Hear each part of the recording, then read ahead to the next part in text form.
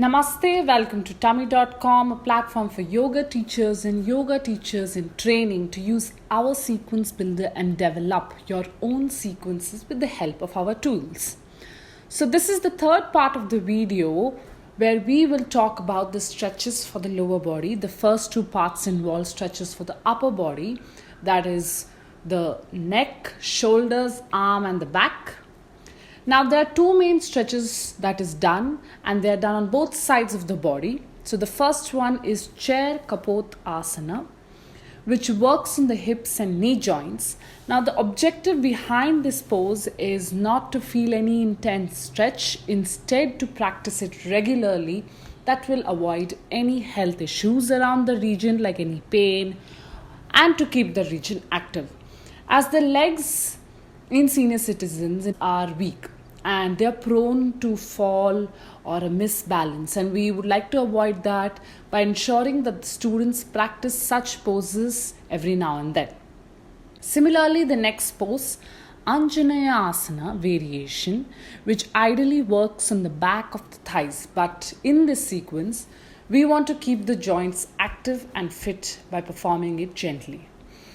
If lifting of the thighs is tough due to the weight or because of a big tummy, we would suggest to try to lift the thigh as much as possible. Do not exert, do not ask the students to exert a lot, to do it as per their comfort, or to use a yoga belt.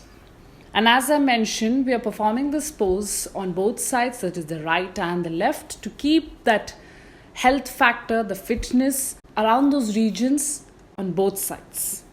Now again, we have taken a break, and in the previous video I had mentioned that because our students are senior citizens, we cannot ask them to do poses one after the other and keep telling them to move on from one pose to the other. We need to give them a break. So when you're conducting a class, if you feel the breaks that we have included is less, then please feel free to add as much as you can, because we have to go as per the comfort of our students. So the break that we have included is hand chest chair pose, where the students take their mind inwards and focus on their breath. And they're trying to feel the effectiveness of the stretches done until now. So search for new ways of relaxing the mind and body. If you feel this is a repetition of pose, always search for new ways. Let me show you how we can do that. We will search for poses from the yoga poses page. I clicked on pose and reached the yoga poses page. Then I've filtered it already.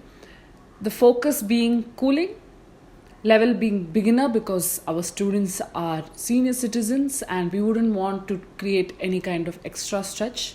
Position being sitting. So once I do this, the set of poses will be a mix of poses that are on the ground and with the help of props. And once you get a list of poses, search for poses that has the use of chair. Now we could add a relaxation pose like this one, that is the seated palms on belly, or you can even add a pranayam technique in between. If you feel that giving them a good breathing technique will help them to focus on their breath more, please do add that.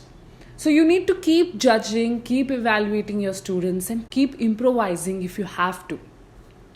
Moving on to the next pose, which is the cactus arms pose, where the arms are getting activated as they're extended in line with the shoulders. That is, it helps in opening the chest and activating the respiratory system, keeping the lungs fit.